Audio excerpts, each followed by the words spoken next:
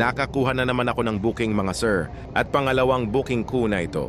Kaya pinuntahan ko na agad baka makancel pa ng CS. Pumasok pala ang booking 1.2 kilometers away from the pickup location.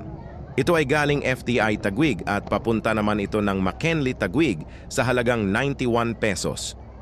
Iniisip ko na, napaka-smooth ang biyahe nato dahil maayos at malawak ang kalsada sa C5 at Bayani Road kaya sigurado basic na ride ito.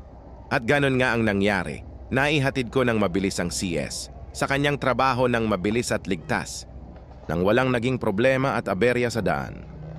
Ngunit nagkamali pala ako dahil ako ang problema sa utak dahil ang inakala kong success na booking ay naging luging booking. Sa pagbaba kasi ng passenger ay nag-thank you at umalis na lang bigla dahil siguro ay malilate na ito sa trabaho.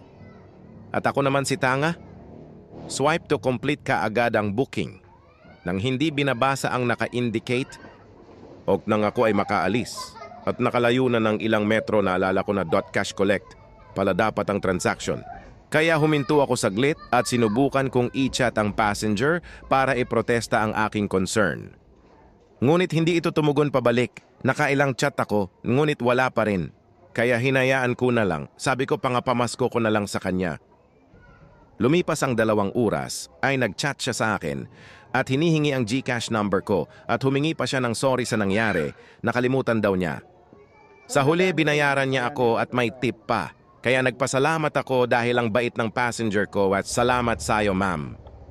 At doon natatapos ang kwento hanggang sa muli, paalam.